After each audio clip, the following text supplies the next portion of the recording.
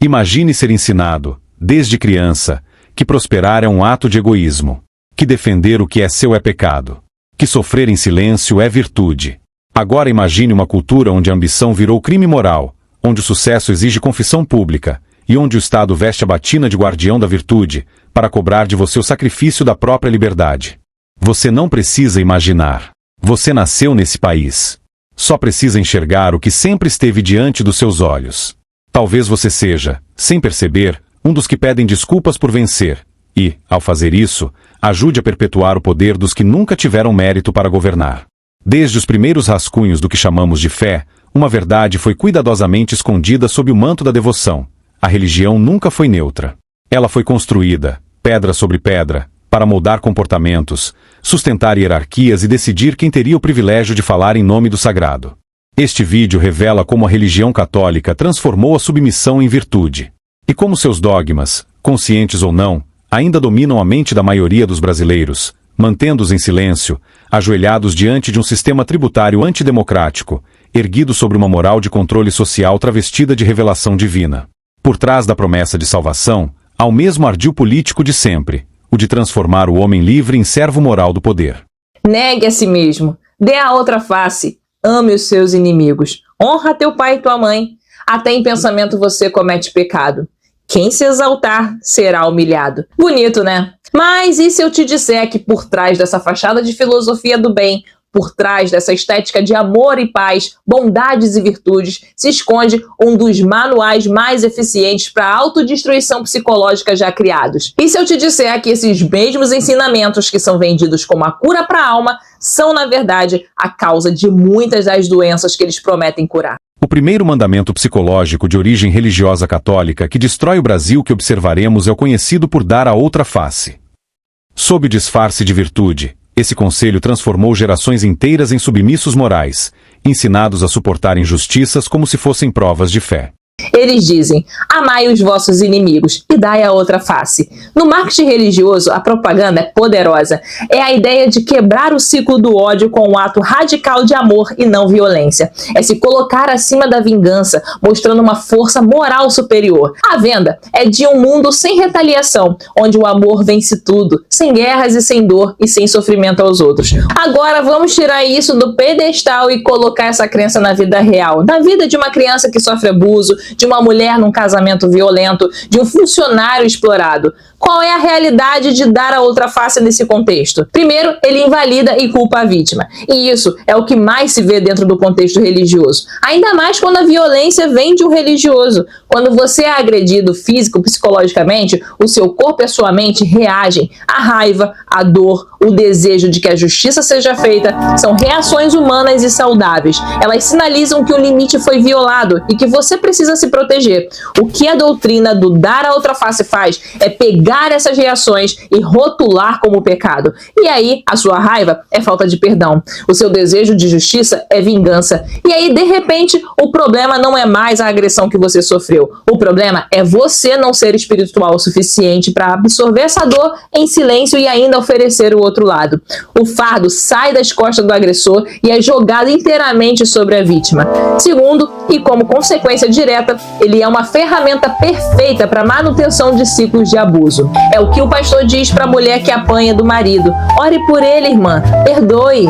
É o inimigo furioso com a sua família. É o que dizem para as crianças abusadas pelos pais. Honra teu pai e tua mãe. O seu pai está sendo usado. Ai daquele por onde vier o escândalo. Ao invés de empoderar a vítima a dizer basta, a sair da situação, a denunciar, a doutrina religiosa que vende passividade como virtude ensina a suportar em amor. Ela ensina que o sofrimento é uma virtude e que a sua responsabilidade é perdoar e não se proteger. Você perdoa e coloca nas mãos de Deus. Isso não quebra o ciclo da violência. Isso dá ao agressor a permissão para continuar, sabendo que a sua vítima foi treinada para não reagir. E terceiro, ele suprime a busca por justiça e normaliza a impunidade. O mandamento para amar seus inimigos e perdoar 70 vezes 7 é frequentemente distorcido para significar que a busca por responsabilização legal e social é um ato não cristão.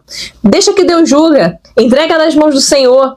O Senhor hoje na liturgia nos ensina a não julgar para que não sejamos julgados. Somente Deus é justo juiz. O que isso significa na prática é impunidade. Significa que os estupradores, agressores, corruptos e abusadores dentro da comunidade podem continuar agindo protegidos por uma teologia que desarma as suas vítimas e desencoraja a denúncia. Não é à toa que, mesmo diante de centenas de milhares de casos de abuso dentro da instituição da igreja, ela continua aberta e sem nenhuma regulamentação e fiscalização. A justiça se torna algo a ser esperado numa vida após a morte, enquanto a injustiça reina livremente aqui na Terra. E é por isso que essa filosofia de dar outra face não é uma filosofia de paz. Na maioria dos contextos da vida real, é uma filosofia de submissão. É um manual que ensina a vítima a facilitar o trabalho do seu agressor. O trauma que isso gera é extremamente profundo. A pessoa aprende que a sua dor não importa e que a sua segurança não é prioridade e que a justiça é um luxo que ela precisa merecer e conquistar de Deus. Na igreja significa pacificação interior. Mas no Brasil, ele foi transportado para a vida pública como disciplina social. Criou-se uma cultura onde resistir é pecado, reagir é egoísmo e defender-se é orgulho. Assim, o povo aprendeu a ajoelhar-se diante do poder, seja ele político, religioso ou fiscal, acreditando que sofrer em silêncio é nobre, quando na verdade é a base da servidão moral que mantém o país de joelhos. Se o Estado te golpeia, você deve agradecer. E assim muitos vivem acreditando que reagir ao abuso é indelicado, que reclamar de imposto progressivo é ingratidão, que pedir respeito é arrogância. O Estado bate e o cidadão ainda oferece a outra face, com recibo de pagamento e CPF na boca do leão. Ayn Rand, a filósofa que desnudou o moralismo dos tiranos, escreveu: a maior arma de um tirano não é a força, mas a culpa instilada na vítima. E o instrumento dessa culpa no Brasil é a narrativa moral católica disfarçada de política fiscal. O confisco foi rebatizado de solidariedade. A renda virou pecado. A propriedade passou a ser privilégio. A servidão foi canonizada. A prosperidade tornou-se suspeita. E a pobreza, santificada. No fim, o sucesso foi transformado em dívida moral diante do fracasso, qualquer que seja o significado de um ou de outro. O segundo mandamento psicológico católico é: negue-se a si mesmo. Para a alma, pode soar como virtude, mas, para o cidadão, virou condicionamento. Ensinaram o brasileiro a negar a própria razão, o próprio mérito, o próprio direito, como se viver para si fosse ofensa, e servir ao coletivo, redenção. Assim, o indivíduo aprendeu a anular-se, e o Estado, a crescer sobre o vazio deixado pela sua vontade. Uma daquelas frases que soam como profundas e nobres, mas que na prática funcionam como uma arma de destruição do eu, que é o ensinamento do negue-se a si mesmo. No marketing religioso, isso é vendido como um ato máximo de humildade e desapego. É sobre matar o ego, não ser egoísta, colocar Deus e os outros acima de si mesmo. Parece virtuoso, humano, é a imagem do Marte, da pessoa que transcendeu as próprias vontades em nome de um bem maior. É o sacrifício nobre. Agora, vamos para a realidade. O que esse comando realmente faz com a psique de uma pessoa? Primeiro, ele cria um estado de guerra interna permanente. A neurociência mostra que o nosso cérebro é programado para a autopreservação e para a busca do bem-estar. Os nossos desejos, nossas ambições, nossas paixões não são defeitos de fábrica. São parte fundamental de quem nós somos. São os motores que nos impulsionam a criar, a explorar, a viver. E quando uma doutrina te ordena a negar tudo isso, ela não te dá paz. Ela te joga numa batalha impossível contra a sua própria natureza. Cada desejo que surge, cada ambição que sente, cada vez que você quer algo para você mesmo, a doutrina te acusa. Isso é egoísmo, isso é pecado, isso é vaidade. Negue-se a si mesmo. E o resultado não é transcendência. Você não se torna uma pessoa melhor quando nega os seus desejos naturais. Muito pelo contrário, o que surge é a ansiedade. É um conflito que nunca acaba porque você está lutando contra você mesmo 24 horas por dia. Em segundo lugar, isso institucionaliza a baixa autoestima. Pensa bem, a premissa central aqui é que o seu eu natural, a sua essência, é fundamentalmente errada e precisa ser suprimida, mortificada e negada. Isso te diz que as suas vontades são suspeitas, que os seus instintos são perigosos, que a sua identidade precisa ser substituída por outra. Isso é um ataque direto ao conceito de amor próprio. Como você pode desenvolver uma autoestima saudável se a sua principal regra de vida é que você, em seu estado natural, não é bom o suficiente? Exatamente. A mensagem internalizada é: eu sou falho, os meus desejos são impuros, eu não mereço. Isso não é humildade, isso é autodepreciação, que é ensinada como virtude na filosofia religiosa. Em terceiro, e talvez o mais problemático para o potencial humano, é que isso gera paralisia e a terceirização da própria vida. Porque se as suas vontades são perigosas e devem ser negadas, como você toma decisões? Como você traça metas? Como você constrói uma carreira, um relacionamento, uma vida com propósito? Você não constrói, você espera, você aprende a desconfiar da sua própria capacidade de decidir e passa a buscar uma vontade divina externa para tudo. Será que é da vontade de Deus que eu aceite esse emprego? Será que Deus quer que eu termine esse relacionamento? Você acaba deixando de ser o protagonista da sua própria história e se torna um coadjuvante que espera por um roteiro escrito por outro. E que nem é real, é uma filosofia política de controle de povos antigos. Isso não desenvolve o potencial humano, isso atrofia, isso cria indivíduos passivos, dependentes e que vivem com medo de assumir a responsabilidade pela própria existência, que negam a complexidade da vida e da existência humana. E é por isso que a vida é mais difícil para quem ainda tem o que eu chamo de mentalidade religiosa. E filosoficamente falando, o ensinamento de negar a si mesmo não é um caminho para a iluminação, é um treinamento para a anulação, é uma transformação de um indivíduo com todo o seu potencial numa sombra que tem medo da própria luz. E esse é o primeiro e talvez o maior trauma de quem teve contato com a religião, que é ser convencido de que para ser bom você precisa primeiro deixar de ser você mesmo. É uma receita infalível de autossabotagem. No Brasil católico, o autossacrifício virou o combustível do Leviatã. Negar-se a sacrificar-se deixou de ser resistência, virou prova de pureza moral. E defender-se passou a ser visto como egoísmo pecaminoso. Ludwig von Mises já alertava: não há meio termo entre liberdade e servidão. Renunciar a si mesmo é renunciar à liberdade. Mas no Brasil, ensinaram que renunciar a si é lindo. E o resultado é um país onde a produtividade pede desculpas ao parasitismo, o mérito se curva ao vitimismo organizado, e o Estado exige sacrifício como se fosse um altar religioso católico. Eu estou definido de que o rico tem que ir para o imposto de renda e que o pobre tem que ir para o orçamento da União. Enviamos ao Congresso Nacional o projeto de lei que zera o imposto de renda para quem ganha até R$5.000 por mês. E quem ganha entre 5 e 7 mil também será beneficiado pagando menos do que paga hoje. Agora é assim.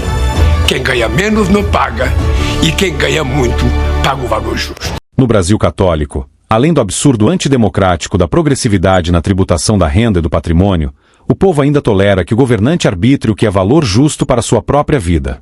O torpor dogmático católico fez o brasileiro esquecer que governo para todos não significa governo que distribui igualmente, mas governo que trata todos com igualdade perante a lei. Enquanto a moral da renúncia continuar ditando a política, a justiça deixará de ser um princípio jurídico para tornar-se apenas um sermão travestido de lei. O poder dos ricos sobre o Congresso, sobre a Câmara... É absoluto. É absoluto. Absoluto. Agora, e como fazer uma mudança dessa de reforma tributária, imposto progressivo, pau nos ricos? Eu vou ter que falar sobre o imposto caviar, que foi o apelido que a Simone Tebet deu, né? Para a questão da taxação dos mais ricos. Você, na verdade, é uma continha de somar e diminuir. E aí o governo quer ampliar a faixa de isentos, né? O pessoal que não tem condições de arcar com impostos, então você deixa de cobrar de uma faixa da população para cobrar de quem pode pagar. É meio que um modelinho aí Robin Hood, né? A história demonstra que a liberdade individual, o respeito à autodeterminação e o mérito pessoal são os verdadeiros pilares da prosperidade de uma nação. No entanto, no Brasil, a doutrina católica da culpa e sua filosofia social da expiação corromperam o espírito do capitalismo. Substituíram a admiração pelo sucesso pela inveja, transformaram a busca pela excelência em motivo de ressentimento, e abriram espaço para que personalidades de viés sádico, movidas pelo prazer de punir quem prospera, fossem elevadas à condição de heróis morais, tanto na política quanto fora dela. Você já deve ter ouvido falar aquela expressão pobre de direita. Por que ele defende o cara que deveria ser adversário, até inimigo dele? o tributo sobre herança, sabe quanto é no Brasil? A alíquota média? 3,9%. Eu vou aumentar. A proposta que está tramitando, não há nenhuma providência de tributação mais progressiva sobre os grandes patrimônios e as rendas, que é o mais grave defeito do modelo tributário brasileiro. Ou lucros e dividendos empresariais. Eu não estou falando de cobrar da empresa trabalhando e produzindo, não. O lucro que sai da empresa para o bolso do empresário, eu vou cobrar. Como eu, de profunda formação cristã, compreendo. A Constituição de 1824, no Brasil, obrigou que o povo brasileiro fosse católico. No Brasil católico, o sucesso exige pedir perdão, e resistir ao confisco virou heresia. Em imposto, eu gero para o Brasil, por ano, alguma coisa da ordem de 2 milhões de reais. Eu pago imposto pra caramba e tudo que poderia dar algum tipo de estabilidade ou segurança para minha família, eu pago em dobro. Por quê? A educação pública não tem qualidade, eu pago escola privada para meus filhos. A saúde pública tem qualidade, só não tem dignidade, eu pago saúde privada. A segurança pública não funciona, então eu moro num condomínio que é blindado, meu carro é blindado. É uma fortuna que eu gasto além dos impostos. Quase 60% da minha renda vai em uma combinação de tributação e proteção contra os desequilíbrios gerados por um país de infraestrutura ruim. Vai chegar uma hora que não se sustenta. Quantas mentes brilhantes já não foram para fora do país, não é porque foram buscar uma vida melhor, foram fugir de uma vida pior. O terceiro mandamento é: não cobiçarás a mulher do próximo. Em sua essência espiritual original, objetivava evitar conflitos pessoais e familiares. À primeira vista, pode parecer um chamado à moderação, mas, no campo psicológico e social, transformou-se em arma católica contra o desejo humano de progredir.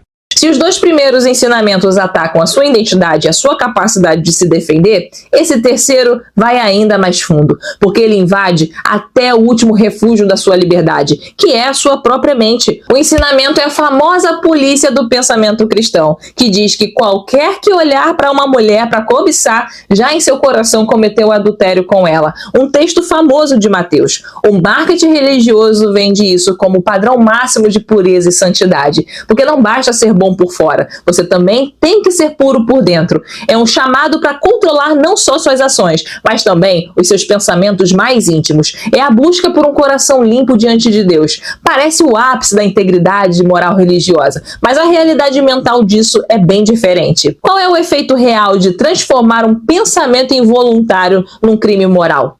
Primeiro, ele cria um sistema de culpa inescapável. A neurociência e a psicologia básica ensinam que nós não temos controle total sobre os nossos pensamentos que surgem em nossa mente. Os pensamentos, em sua esmagadora maioria, são aleatórios, involuntários, impulsos que são chamados de pensamentos intrusivos. Às vezes, as imagens simplesmente aparecem, são como pop-ups mentais, e que o cérebro faz de forma totalmente autônoma. E quando a doutrinação religiosa te ensina a equiparar um pensamento involuntário a uma ação deliberada, que olhar e cobiçar acaba se tornando o mesmo que cometer adultério, a doutrina te coloca numa armadilha perfeita, porque é impossível vencer. Você vai ter pensamentos impuros, porque você é humano, e segundo a regra religiosa, isso significa que você vai estar pecando o tempo todo. E aí, a culpa deixa de ser uma resposta a um erro real e se torna um estado de sentimento padrão. Você vive se sentindo sujo, errado, pecador, falho, que não consegue se controlar. E onde está o valor que a religião vende em se sentir assim o tempo todo? Segundo, isso é um gatilho para transtornos de ansiedade e o que é conhecido como toque religioso. A pessoa se torna uma fiscal constante dela mesma e vive aterrorizada dentro da própria mente. Isso, o Nietzsche nos diz que os conceitos morais cristãos são psicologicamente prejudiciais para qualquer pessoa. São depreciativos da vida. Essa visão de mundo que o cristianismo impõe aos seus seguidores, ela estimula comportamentos paranoicos e hostis. Isso é um fato na psicologia e não é uma opinião. A mente, que deveria ser um espaço de criatividade e liberdade, acaba se transformando numa prisão e numa câmara de tortura da própria pessoa. Ela nem precisa mais frequentar uma igreja ou ter uma religião. Ela carrega isso mesmo fora da igreja, mesmo sem acreditar no Deus da Bíblia. E em terceiro, a consequência mais óbvia e destrutiva de todas, que é a repressão e o adoecimento da sexualidade humana. Esse ensinamento é a pedra fundamental de toda a vergonha e neurose que o cristianismo injetou na nossa relação com o sexo. O desejo sexual, que é uma das forças mais naturais e poderosas da biologia humana, na religião é rotulada como inerentemente suja e perigosa. Ou seja, não importa como seja o sexo, ele é pecaminoso. No entanto, que o personagem de Jesus precisou nascer de uma virgem. Jesus não podia nascer de uma relação sexual, mesmo entre pessoas casadas, porque era tratado pelo próprio Deus fora da função de procriar como desejo da carne sujo e impuro. Essa filosofia de Jesus não cria pessoas puras, isso cria pessoas reprimidas, gera uma vida de vergonha do próprio corpo, medo da intimidade, disfunções sexuais e uma dissociação completa entre o afeto e o desejo. O sexo deixa de ser uma fonte de prazer, conexão e intimidade e se torna um campo minado de culpa e pecado. Esse trauma da repressão sexual é um dos legados mais duradouros e prejudiciais que a religião deixa em quem passa por ela. E infelizmente, quem segue ou já seguiu essa filosofia de falsa pureza de Jesus, na realidade é uma vítima de uma condenação à paranoia mental.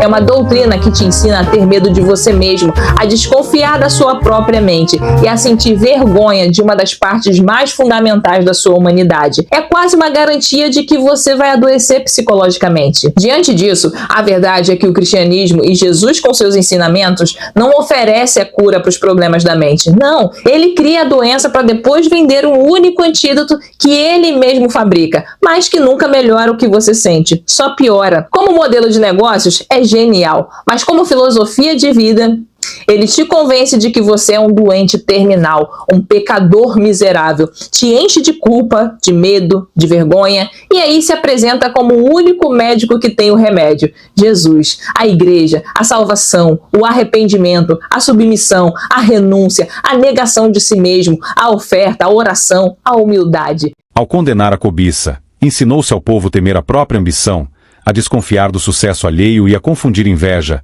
ressentimento e sadismo com moralidade. Nesse dogma, desejar é pecado, e possuir mais do que outros, uma culpa. Assim, o brasileiro aprendeu a conter o impulso criador, a justificar o fracasso como virtude, e a admirar o Estado que promete igualdade à força, enquanto pune quem ousa desejar mais do que o permitido pela moral do altar da igreja. Aprendeu a não cobiçar o bem alheio, mas também aprendeu a aplaudir quem destrói o bem dos outros, desde que o faça em nome da justiça social cósmica católica. No Brasil, por trás de quase toda grande fortuna, tem um ou muitos grandes crimes. Para a gente se salvar do capitalismo, a gente tem que redistribuir riqueza. E aí tem que taxar a herança, tem que fazer reforma agrária, entendeu? Tem que taxar as grandes fortunas, porque senão só piora. Quando desejar vencer vira pecado, todos perdem e o país inteiro se ajoelha diante da mediocridade santificada. Nas palavras de Thomas Sowell, políticos prosperam promovendo inveja e ressentimento. Sociedades só prosperam promovendo mérito. O empresário não ganha muito dinheiro porque ele trabalhou, ele ganha muito dinheiro porque os trabalhadores dele trabalharam. Este país transformou a admiração em crime, e a inveja, o ressentimento e o sadismo em virtude moral. Não cobiçar o sucesso virou motivo de orgulho, e vigiar e punir quem prosperou passou a ser chamado de solidariedade social. Assim, destrói-se o mérito enquanto se premia o ressentimento, em um espetáculo em que a inveja busca aplauso, empatia e votos. Gente vivendo cada vez mais rico sem produzir um copo, sem produzir uma garrafa d'água, vivendo de especulação. A moral católica, enraizada no inconsciente coletivo, vilanizou a riqueza e santificou a pobreza, corrompendo até mesmo os que acreditam agir por justiça, mas que, sem perceber, servem ao altar da culpa e do igualitarismo utópico usado para perseguir e destruir disfarçado de fé. É assim que nasceu a passividade diante do roubo legalizado, em confiscos tributários progressivos, impostos até sobre a morte, punições ao mérito, à autodeterminação, as justas conquistas e o silêncio cúmplice diante dos privilégios do Estado, de seus gastos inúteis e de sua corrupção travestida de justiça social. O Estado não precisa acorrentar ninguém, a cultura já faz isso por ele. Além dos mandamentos atribuídos à divindade, existem os sofismas dos interesses políticos de controle da Igreja Católica disfarçados de virtude moral. Um dos mais perversos é o sofisma da desigualdade. Ele parte de uma premissa disfarçada de nobreza, a de que a desigualdade é a origem de todos os males da sociedade e que a igualdade é o ideal supremo da justiça. Essa ideia, um equívoco profundo, repetida há séculos nos altares católicos, foi aproveitada nos discursos políticos, com consequências devastadoras para a liberdade e o progresso. Eu não acho que o problema é a desigualdade social, acho que isso é uma modinha. O problema é a pobreza. Desigualdade sempre vai existir. Só existe igualdade na miséria e na pobreza. Na prática, esse dogma do ideal igualitário transforma a inveja e o ressentimento em virtudes morais. Ao condenar a desigualdade, que é a expressão natural da própria condição humana, das diferenças de talento, esforço, escolhas, oportunidades e interesses em circunstâncias distintas, o discurso igualitarista cristão deslegitima o mérito, a propriedade e a autodeterminação. Ele transforma o sucesso em culpa e o fracasso em um símbolo de pureza moral, a marca da vítima de um sistema considerado injusto apenas porque permite a prosperidade desigual. O princípio de igualdade diante de Deus foi progressivamente deturpado em igualdade material imposta pelo Estado. Essa mutação teológica produziu o maior instrumento de domesticação das consciências. O homem passou a sentir vergonha de prosperar e orgulho de se sacrificar. A liberdade, que nasce da responsabilidade individual, foi substituída pela servidão voluntária ao ideal coletivo. Porque o Rousseau, se ele imaginou que a sociedade degenerou o homem natural, que ideia é essa? É que esse bom selvagem, como se costumou chamar depois, ou esse homem natural, era um homem que não tinha propriedade, que não era competitivo, que vivia com aquilo que a natureza lhe dava. Veja como essa ideia penetrou na nossa cultura, hein? Até hoje tem gente que acredita nisso. Está o bom selvagem. Mas aí surgiu a propriedade privada, que nesse cenário surge como processo de degeneração, diferente do Locke. Então, e aí ele diz que nesse surgimento aí da propriedade privada vem o aparecimento das desigualdades sociais, não é isso? Por que ele acreditava nisso? Exatamente isso. Ele acreditava que, na medida em que os homens começaram a reclamar posses, isso acabou fazendo com que alguns tivessem mais posses do que outros, e na medida que uns têm mais posses do que outros, começa a surgir a diferença de propriedades entre os homens e a tal da desigualdade social. E aí nasce essa noção que vai encarnar na Revolução Francesa e vai fazer tradição até hoje, né? Essa ideia de revolução, de que você pode refazer o contrato social em outras bases e, ao fazer isso, você, na realidade, constrói uma sociedade que seja melhor. O homem era bom, a sociedade perverteu, mas a gente consegue curar a sociedade. Porém, André, o senhor nunca disse que a gente ia voltar a viver como um homem natural, como muita gente acha que ele disse.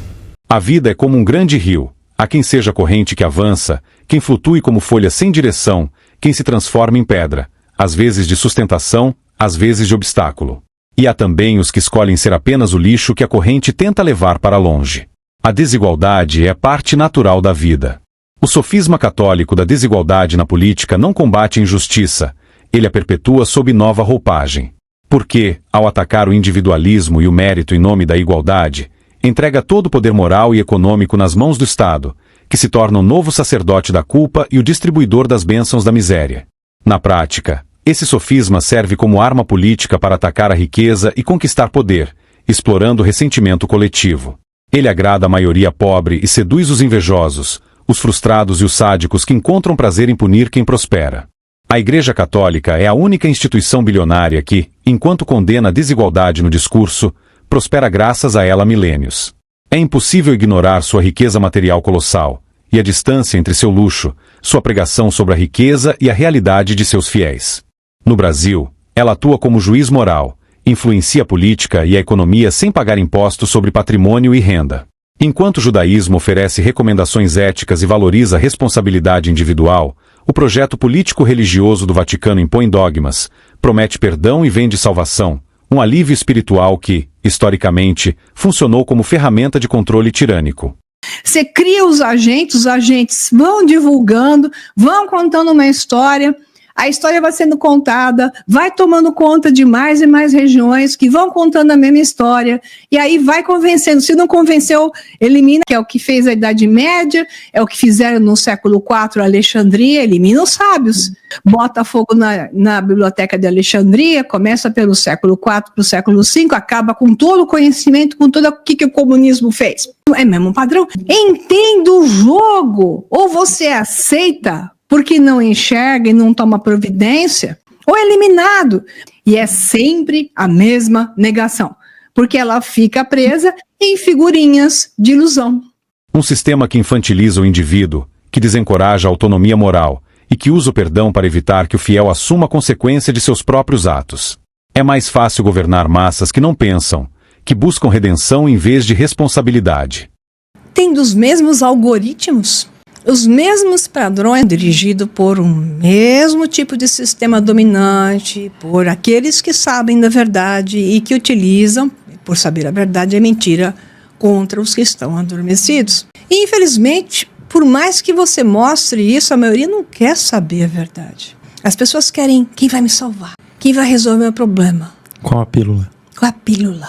Então, quer tomar alguma coisa, por isso que a indústria farmacêutica faz o que faz conosco também, que a pessoa quer tomar alguma coisa que rapidamente resolva.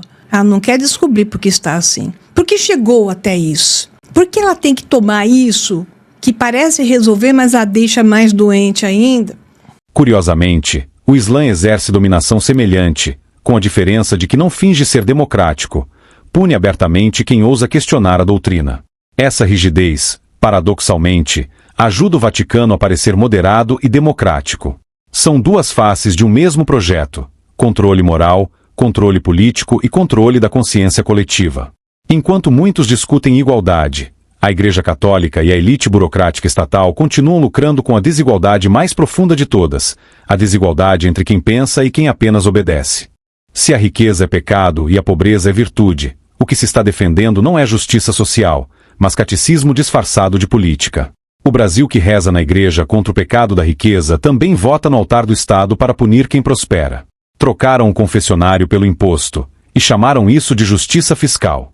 No Brasil, de inconsciente coletivo católico, a moral do altar invadiu o palanque, a liberdade virou pecado e o fracasso virou santidade. A aparência de pobreza tornou-se um poderoso instrumento de manipulação emocional e política. Vestir-se de humildade, falar como um dos oprimidos e exibir simplicidade forçada passou a ser uma estratégia eficaz para conquistar empatia e autoridade moral. Agora, o ponto curioso vem em 2015, quando R.R. Soares foi flagrado pegando ônibus com sua equipe a caminho do estúdio. Uma imagem que viralizou como prova de humildade e exemplo de simplicidade.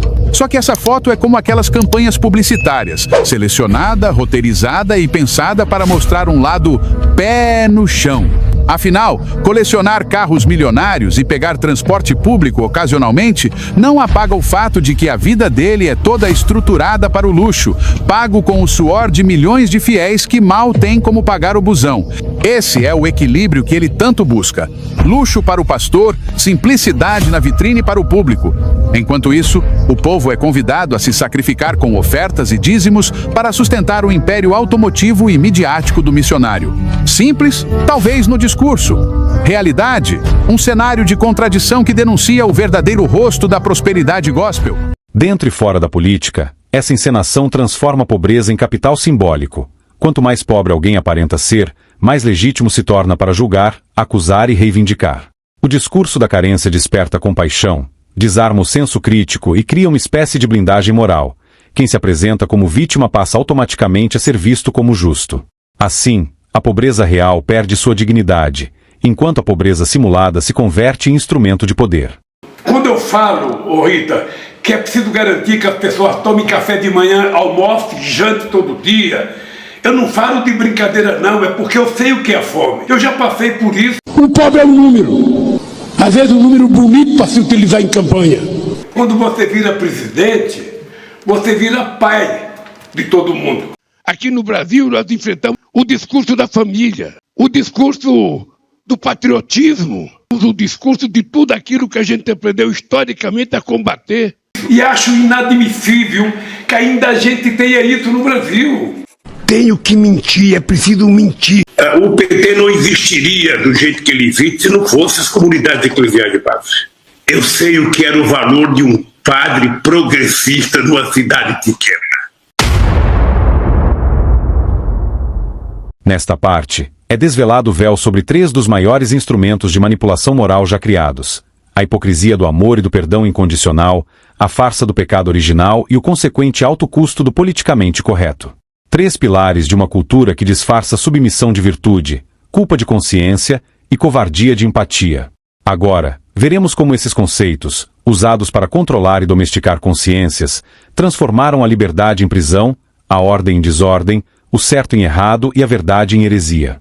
A moral religiosa se fundiu à lei civil e o pecado virou crime. A sociedade moderna ainda carrega essa herança. A lógica da punição moral se modernizou, mas o princípio é o mesmo: purificar o grupo por meio da culpa. Vivemos sob a mesma estrutura mental dos antigos tribunais eclesiásticos, apenas com outros altares. Sob a lógica do pecado original, a ideia de que o ser humano nasce culpado, imperfeito e moralmente suspeito, e que, portanto, precisa ser salvo, guiado, perdoado e tutelado, deve-se tolerar tudo e todos, como se bondade e maldade fossem apenas detalhes espirituais e não fatos concretos da vida real. Crianças crescem ouvindo que nasceram pecadoras. Ao levar essa carga para a vida adulta, muitos se tornam inseguros, ansiosos e cheios de culpa.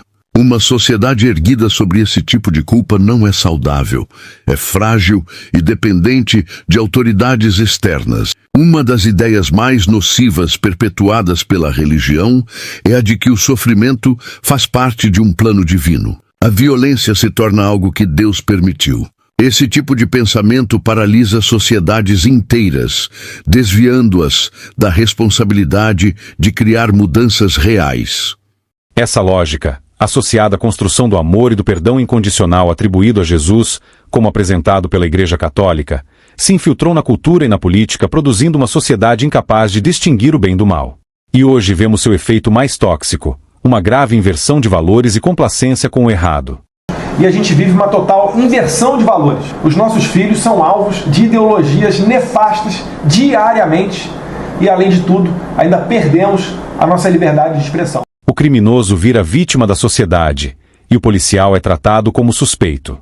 O empresário, que gera riqueza, é visto como opressor, enquanto o parasitismo estatal é pintado como virtude.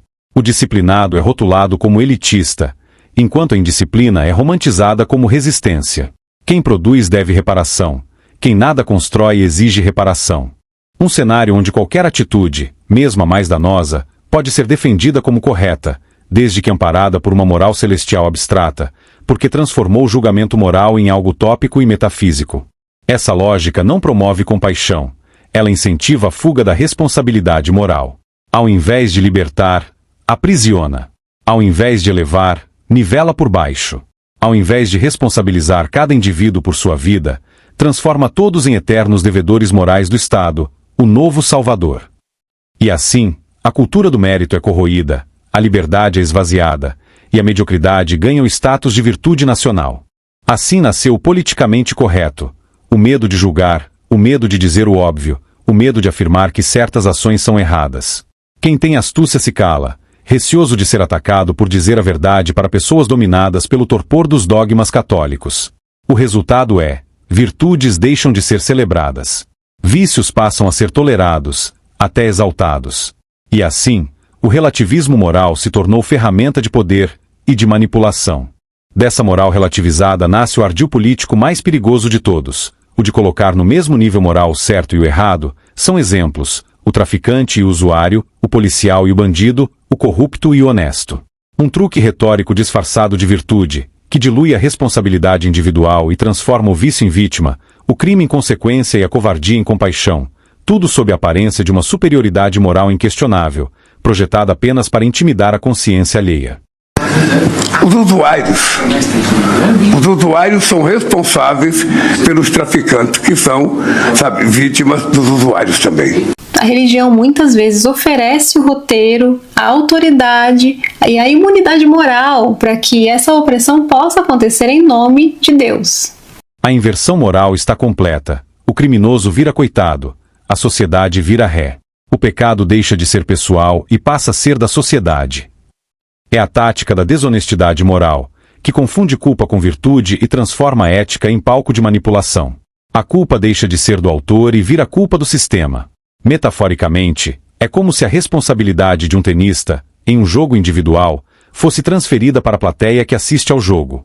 Essa lógica, quando levada para o campo político, gera um mecanismo perverso. O culpado é perdoado. O inocente é responsabilizado. O mérito vira suspeita. O fracasso é santificado. O problema não está apenas em uma frase, está na cultura que torna essa frase possível e aceitável. Uma cultura que condena quem prospera, idolatra quem fracassa, oferece perdão incondicional sem responsabilidade e transforma ressentimento em ferramenta de poder. A romantização do sofrimento impede que o enfrentamento da justiça aconteça. Essa distorção é estratégica, porque quanto mais você romantiza o sofrimento, menos você questiona. Essa é a herança de uma moralidade fundada na culpa, na expiação eterna e na crença de que o sofrimento é virtude, um solo fértil para o florescimento do populismo que manipula emoções, transformando o vitimismo de viés católico em instrumento de poder e dominação moral. Não é coincidência. É tradição. É método. É poder. Esses preceitos serviram também de base moral para justificar a tributação de perseguição ao mérito. Sob o disfarce de compaixão e igualdade, construiu-se uma ética onde quem produz deve expiar sua culpa por prosperar, e quem fracassa santificado como vítima do sistema. Meu irmão, bota a mão na cabeça. E eu, com um super rico, eu tiro 871 super pobres da fome e da miséria. Assim, o amor ao próximo foi distorcido em obrigação de sustentar o outro, em caridade coercitiva patrocinada pelo Estado Redentor Justiceiro Social.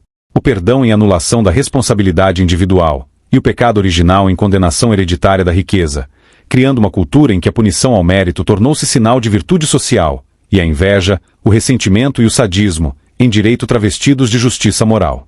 Bom dia, seu Zé. Bom dia. Senhor da Manga, dá pro senhor trazer sua carteira de trabalho pra mim assinar amanhã, seu Zé? Minha carteira ninguém assina não, meu patrão. Como assim ninguém assina sua carteira? Ninguém assina minha carteira não, ninguém. Por que ninguém assina? Por quê? Minha mulher recebe o Bolsa Família e eu recebo o auxílio, eu não vou perder meu dinheiro não. Tudo seguindo o modelo sutil de poder criado pela Igreja Católica, que desconsidera a responsabilidade e transfere a culpa para a sociedade, o coletivo difuso onde todos são pecadores iguais. Inversão total de valores. E é com esse viés que eles atuam. E essa ideologia, ela não está só dentro dos parlamentos, está dentro do judiciário também. Por que tu acha que um juiz no Rio de Janeiro, olha só, no Rio de Janeiro, soltou um bandido com 86 passagens pela polícia? Pela polícia, ele soltou porque ele achava que ele não trazia risco à população. Coincidentemente, esse juiz é marido da Márcia Tiburi, que acha que o assalto tem uma lógica. Isso é insano, é insano. O STJ, no último ano, soltou 9 mil traficantes, entendeu? Esse é o pensamento dessa ideologia. A verdadeira causa dessa ideologia vai muito além da mediocridade individual. Ela nasce de uma cultura corrompida pela tradição católica que, há séculos, molda a mentalidade brasileira. Essa mediocridade não é um acaso. É o produto de uma sociedade ensinada a obedecer, a pedir perdão e a esperar salvação, nunca pensar, agir ou assumir responsabilidade pelos próprios atos. A Igreja Católica, ao longo da história, inculcou a ideia de que a moral está na submissão, a virtude na pobreza e a redenção na culpa. Substituiu a razão pela penitência e o mérito pelo sacrifício. Essa lógica foi transferida para a política. O Estado tornou-se o novo altar da salvação coletiva. E nossos políticos, formados sob essa mentalidade, agem como servos do clero católico, distribuem favores, absolvem pecadores seletivos e multiplicam indulgências orçamentárias em nome de uma falsa justiça social, que nada mais é do que a velha caridade católica disfarçada de política pública. É preciso romper com essa moralidade que inverte os valores. Enquanto o Brasil continuar venerando a humildade servil e demonizando a responsabilidade individual, a mediocridade, a inveja, o ressentimento e o sadismo, travestidos de virtude, continuarão dominando a consciência nacional. Não por ignorância, mas por convicção moral. O político de orientação cristã tradicional, moldado pela moral católica e por suas vertentes que exaltam a culpa, a expiação e a renúncia, por mais íntegro, honesto e bem-intencionado que seja, dificilmente defenderá o fim da tributação progressiva sobre patrimônio, renda ou heranças. Não por falta de caráter, mas por formação moral. Foi educado a crer que a desigualdade é um pecado a ser punido, e que a riqueza, longe de ser fruto de mérito e responsabilidade, deve servir de expiação coletiva. Somente as correntes protestantes e calvinistas romperam com essa antiga falácia católica, a mesma que, por séculos, serviu para justificar os abusos tributários dos aliados do poder monárquico. Foram elas que compreenderam que o trabalho, o mérito e a prosperidade não são pecados a serem redimidos por tributos, mas virtudes morais que sustentam a verdadeira prosperidade baseada na liberdade humana e econômica. A visão de mundo do político brasileiro, consciente ou não, de viés católico, é moldada pela ideia de que a desigualdade é um pecado e que a justiça social é uma missão sagrada. Ele acredita que o Estado tem o dever de corrigir até o que Deus teria permitido de desigual. E, nesse raciocínio, tributar mais quem tem mais parece não apenas justo, mas moralmente virtuoso. Preciso que a gente coloque a luta contra a desigualdade, sabe, como no topo das nossas preferências para lutar. Esse político não percebe que a tributação progressiva, baseada na capacidade econômica, sobre renda e patrimônio, e a tributação de heranças, que ainda viola o princípio da capacidade contributiva, viola um princípio democrático da igualdade perante a lei, e transforma o sucesso econômico em uma espécie de culpa pública a ser expiada por meio de impostos. Por isso, ainda que proclame liberdade, a mentalidade religiosa o conduz, e conduz igualmente seus seguidores, ao mesmo destino, a servidão moral disfarçada de compaixão. A Igreja Católica, na América Latina, inclusive no Brasil, ela fez uma parceria muito grande com movimentos de esquerda, inclusive movimentos político-partidários. O PT, parte dele nasceu numa sacristia. Enquanto o Estado for visto como o braço terreno da justiça divina, ele jamais questionará o sacrifício dos produtivos. Pelo contrário, acreditará, com devoção sincera, que punir a prosperidade é um ato de fé, uma forma de redenção social. O que o Freud fala? O Freud fala que a pessoa religiosa, ela faz uma espécie de processo regressivo. O que na criança seria normal, digamos assim, no adulto é um processo regressivo. Que sentido? O adulto, a gente continua sofrendo com o desamparo das mais variadas formas, coisas ruins acontecem. O Freud vai dizer que o adulto, então, o que ele faz? Diante disso, ele começa a investir na crença de seres imaginários, que esses não existem. Mas certo? traz conforto, então. Mas traz conforto, proteção, expectativa de cuidado. Aí você estabelece uma relação de rituais, sabe? Liturgia. Tem que fazer isso. Hoje não pode fazer aquilo, porque se fizer isso, acontece não sei o quê, entendeu? Tem que rezar 3 vezes por dia, virada para Meca, sei lá para onde. É isso aí. É preciso distinguir a fé da engenharia moral de controle social. Esses ensinamentos espirituais, além de não serem verdadeiramente belos em essência, quando capturados pelo Estado e transformados em instrumento cultural de poder, não produzem santidade, produzem servidão. A cultura do sacrifício individual produziu o Brasil do assistencialismo, da culpa, do confisco e da passividade. E como a filósofa do pragmatismo, do mundo físico, Ayn Rand ensinou, quando o autossacrifício se torna lei moral, a tirania se torna inevitável. A liberdade não nasce do altar do sacrifício. Ela nasce da coragem de existir, de querer, de produzir, de prosperar sem pedir desculpas. Nós temos que despertar e ter coragem de encarar que nós temos que fazer o nosso papel. O que acontece com as pessoas? Elas acham a justificativa para fugir da verdade e fugir da luta. As pessoas querem ser enganadas. Por que não aceitam a verdade? Por que não largam do condicionamento? Assuma o seu poder pessoal. Só que para assumir o seu poder pessoal, você tem que encarar a verdade e jogar fora toda mentira. O Brasil só mudará no dia em que o indivíduo erguer a cabeça e declarar, com plena consciência de si: eu existo, eu mereço, eu produzo, eu não devo pedir perdão. A verdadeira revolução brasileira não será coletiva, será individual. Não exige a negação da fé religiosa, mas a rejeição ao monopólio moral, político e estatal de controle social que, sob o véu do catolicismo cultural, transformou a virtude em culpa e a liberdade em pecado. Não existe Jesus de verdade no texto. Existe um construto teológico, político, literário controlado total e absolutamente por um escritor, que seria o correspondente a Marx. Se a vergonha de encarar as próprias contradições da doutrina católica gerou mais de 36 mil seitas cristãs, será que seguir a fé católica está certo, ou é a incapacidade de pensar livremente? Não obstante a divergência, a continuidade da fé cega fez com que o abismo entre o discurso e a realidade não fosse avaliado de forma completa, e, na prática, não reformaram a ponte, apenas construíram outra ponte torta ao lado. Muitos rejeitam a fé nos dogmas católicos, mas não conseguem ir muito além. Eu recebo muitos comentários assim: você fala de religião, mas Jesus não é religião. Eu não tenho religião, eu tenho relacionamento com Cristo.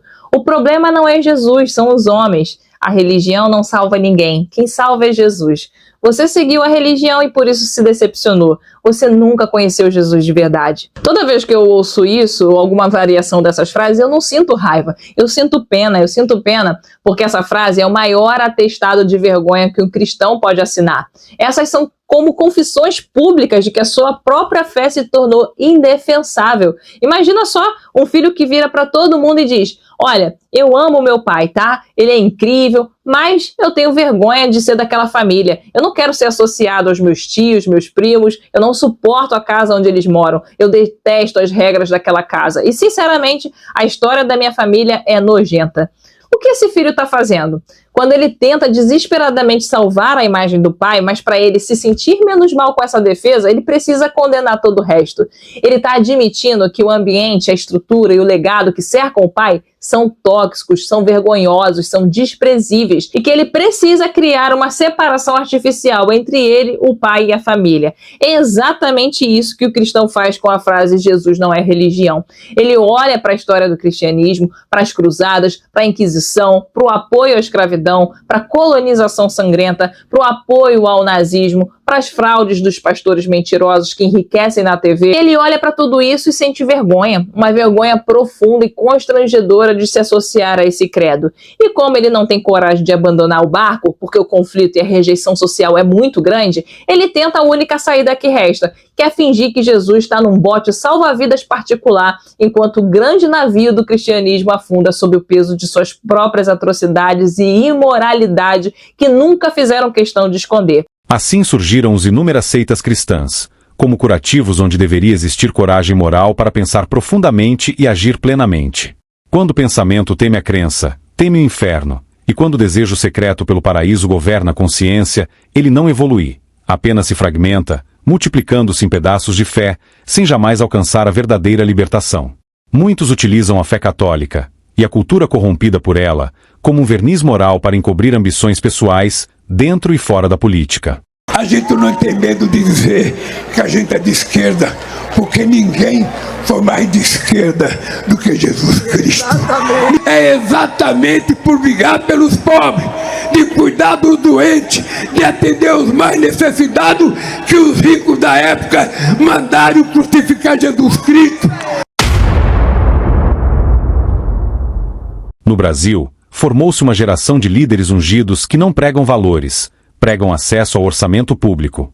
Não defendem a moralidade, defendem verbas. Não servem a Deus, servem a máquina estatal de viés católico, que transformou a fé em instrumento político e a devoção em moeda de troca. A verdade é simples e incômoda. Muitos políticos e líderes religiosos que se apresentam como cristãos não estão aqui para salvar o povo, estão para salvar a si mesmos. Aproveitam-se de uma cultura corrompida há séculos pela tradição católica, onde a culpa é capital político e a fé, ferramenta de manipulação. Prometem um paraíso do céu católico, mas lutam mesmo é por influência política, dinheiro e poder na terra. Falam de liberdade espiritual, mas negociam a liberdade econômica dos governados. No parlamento, clamam por justiça divina, enquanto disputam emendas constitucionais para ampliar a imunidade tributária, influência e poder. O problema não é a fé. É um erro generalizar. O problema é o religioso político profissional, que usa a religião para ampliar influência, poder e dinheiro, enquanto o povo é usado como eleitorado cativo, pastorado eleitoral, e o país segue preso entre altar e palanque. A fé verdadeira liberta. Fé usada como ferramenta política escraviza. É hora de recuperar a única fé que liberta, a fé no indivíduo livre. A paz que excede todo o entendimento que eles tanto prometem não é paz de verdade, está longe de gerar paz interior. O que a filosofia de Jesus gera na sociedade, e é só você olhar à sua volta em um país onde 80% é cristão, é a apatia de quem foi tão quebrado psicologicamente que desistiu de lutar. É o conformismo de quem foi convencido de que não merece nada melhor, de que a vida é luta, é sofrimento, é humilhação, e que só aceitando tudo isso com amor e bondade é que você vai ter uma vida boa depois de morrer. Pra mim, essa boa nova não é tão boa assim. Ainda mais quando você percebe que ela só faz sentido se você primeiro aceitar a péssima notícia de que você é inerentemente desprezível, falho, imundo, pecador, indigno e ainda é culpado por ser assim. É hora de abandonar essa filosofia de autonegação e abraçar uma ética baseada na realidade, no pensamento crítico, no respeito mútuo e principalmente na valorização do imenso potencial que existe dentro de você e de cada ser humano. Um potencial que o cristianismo sempre teve tanto medo. Ele sempre teve medo das mentes livres. E você? Qual ensinamento cristão você acha que mais te prejudicou ou que você considera mais tóxico? Se este vídeo abriu seus olhos, faça sua parte. Não ofereça outra face ao Estado. Ofereça consciência. E, acima de tudo, pense. Se você chegou até aqui e assistiu tudo, do começo ao fim, compartilhe este conhecimento com seus contatos. Às vezes, é um detalhe sutil que provoca um grande despertar. Se essa mensagem doeu, é porque a verdade bateu. A religião política da Igreja Católica glorificou a fraqueza como virtude, não por compaixão, mas por estratégia. Ao exaltar os fracos que não têm coragem de se superar, ela os conquista. E, ao mesmo tempo, condena a força, o desejo de potência e a excelência, para que os fortes, tomados pela culpa, curvem a cabeça e se submetam. Para que rumo está indo a nossa sociedade? Os valores estão sendo invertidos, um olhar vira um estupro, uma piada um discurso de ódio, e a corrupção vira o padrão. A gente acostumou tanto com desvios de caráter, que quando estamos diante de uma virtude, ela vira digna de elogio. Como é que a gente chegou aqui? Em parte, eu te digo, vestindo os vícios com um manto da moralidade. Usam esse manto há tanto tempo que às vezes nem percebem o erro. O socialismo, em sua versão brasileira de inspiração católica, é herdeiro direto dessa psicologia do ressentimento. O que antes era depositado no altar da Igreja agora é projetado no altar do Estado. O socialista não busca justiça, busca redenção. Não busca liberdade, busca tutela. E não apenas por altruísmo, mas também por um impulso psicológico profundo, o desejo de se vingar da realidade que o frustra, punindo quem se destaca e exigindo que o mundo se curve ao seu vitimismo. O mesmo tipo humano, que Nietzsche criticou com dureza, que teme a responsabilidade da liberdade e inveja os que a exercem com vigor, trocou a cruz pelo cartaz, o confessionário pelo comício, e a fé cega em dogmas religiosos pela fé cega em promessas estatais. Em ambos os casos, o que está em jogo não é a justiça ou o bem comum. É a tentativa de transformar ressentimento em doutrina, fracasso em moral e mediocridade em ideal político. Abra os olhos enquanto há tempo. Nem todos que olham realmente veem.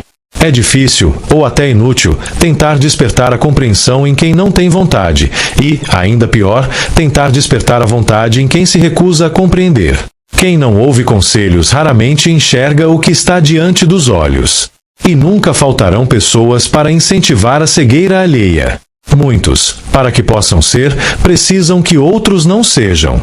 Se você chegou até aqui, é porque este conteúdo fez sentido para você. Então, considere colaborar. Inscreva-se no canal, deixe seu like e compartilhe este vídeo com quem também valoriza o pensamento crítico e a curiosidade intelectual, contribuindo para ampliar o alcance de ideias que realmente importam. Expor questões ocultas no aparente é fundamental para provocar reflexões, inspirar mudanças positivas e fazer os brasileiros despertarem do sono dogmático socialista católico. Espalhe essa voz enquanto ainda dá tempo. Superar esses desafios e alcançar um futuro justo e próspero requer afastamento da influência da moral hipócrita da religião política do Vaticano e da sua filosofia social arcaica. Não deixe de ver outros vídeos deste canal.